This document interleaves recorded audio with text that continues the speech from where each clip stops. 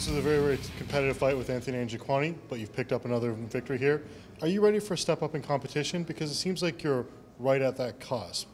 I definitely am, and the thing is my contract is up in March, and I hope to, my next fight, have an impressive win over somebody maybe top 20. That way I have more to bring to the table when my contract is renegotiated. Is that a new deal from your tough contract coming out, or was that still stemming from coming off the Ultimate Fighter? Yeah, exactly. I'm still in the Ultimate Fighter contract, which is up in March. So hopefully, I made an impressive, something impressive that I can bring to the table that Dana White and the UFC will want to renegotiate and keep me on the team. Was wrestling a key part of preparing for Anthony? He looked great with the slams, and he just seemed to have really no answer for that throughout the fight, and it seemed to be one of the big difference makers. The thing is I've watched Anthony's fights, and every time it's gone to the ground at any time, he loses. He gets broken, and I haven't put in a whole lot of wrestling in my career as far as in the UFC, and I kind of wanted to showcase that I do have a good single leg and a good double leg, and I can do some ground and pound. It seems like Anthony's height might have been giving you some issues on the feet. Was that also something you factored into your game plan? He's a very tall, long fighter, and he uses his distance well. My key before I started the fight is I have to close the distance, get in and stay in, and that's kind of what I did. When I was in close, I was throwing my hands, feet, and knees and pressing the takedown to keep him aware that he can be put on his back.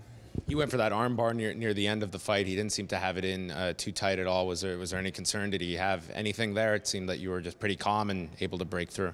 Yeah, it wasn't close at all. I was actually watching the clock. Like, the longer he stays on this arm, the more the clock is going to run down, and I've got the win. I'm on top.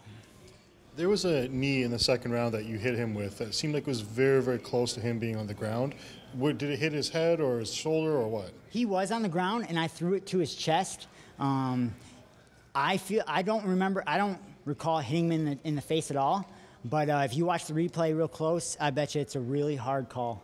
Mm-hmm. Going into the weigh-ins, you got out there, you immediately asked for the towel. What was the weight cut like for you this week? Was it a tougher one than usual for you? Yeah, the scales that I was using in the back, not the official scale, but the scales in the back that I was cutting weight on and checking and stuff, I was really close. And the scale that we used was probably about a pound off from the scales that I was using. It's not wrong, but it was different from what I was using.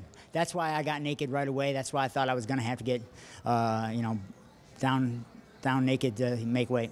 So in Halifax, you're only allowed the one attempt, and you have to make it exactly? There's no grace pound? I know that we were told that once you get on the scale, you get off, so you have to drop your drawers, get on. You don't get a 3-hour window to make weight. It's either you're on or you're not, so I wasn't chancing it. Is that a little frustrating for you when you're going from, whether it be fighting different countries, different states here in Canada, that, it just seems that there's these weird little facts between different places you go to, and for that's a big one. Yeah, for the majority, all the places are the same, but yeah, there's always little minor details in each place that you go to, but it's a part of the sport, it's a part of the job, and you got to be prepared for whatever comes your way.